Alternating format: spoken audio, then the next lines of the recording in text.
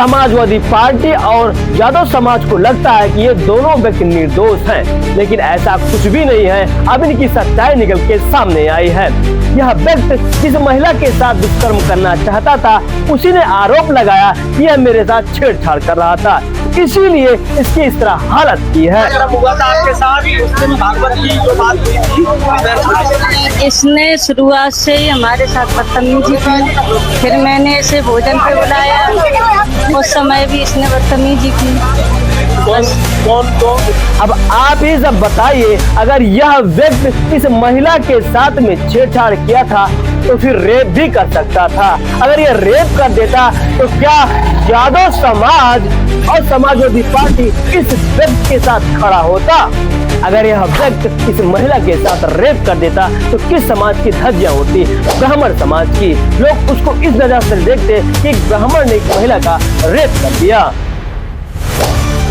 अब मैं यादव समाज से पूछना चाहता हूँ कि क्या यह व्यक्ति अगर ब्राह्मण होकर के रेप किया होता तो आप इसके साथ खड़े होते? नहीं, क्योंकि आपको लगता कि ब्राह्मण ने ऐसा किया है। आप उससे भी सवाल खड़ा करते कि ब्राह्मण समाज इस तरह का कारनामा करता है। सभी ब्राह्मण समाज बहुत गंदे होते हैं, इस तरह का सवाल आप सब लोग उठाते। अगर यह व्यक्ति सच में इस महिला के साथ रेप कर देता तो सुबह के अखबार में यही निकलता कि एक पंडित ने एक महिला के साथ रेप कर दिया। वहाँ पर कोई न देखता कि यह पंडित के भेष में एक यादव समाज का एक व्यक्ति था। उसने महिला को क्यों छेड़ा? उसने अपनी आईडी प्रूफ क्यों बदला?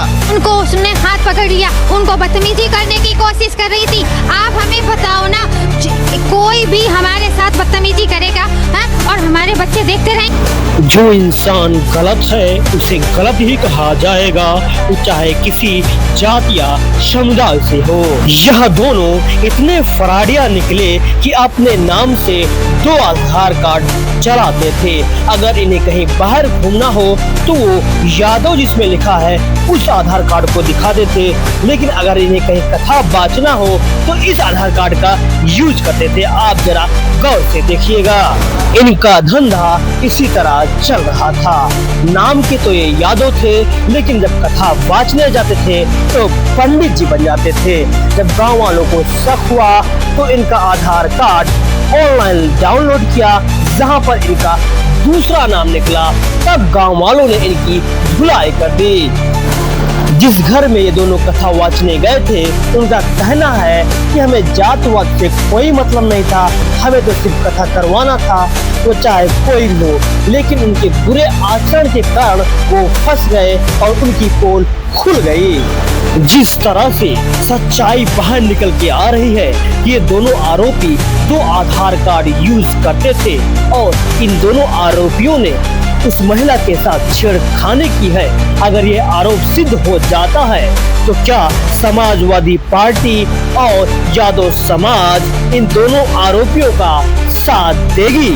समाजवादी पार्टी एक ऐसी पार्टी बन गई है जो आरोपियों को बढ़ावा दे रही है, उन्हें सम्मानित किया जा रहा है।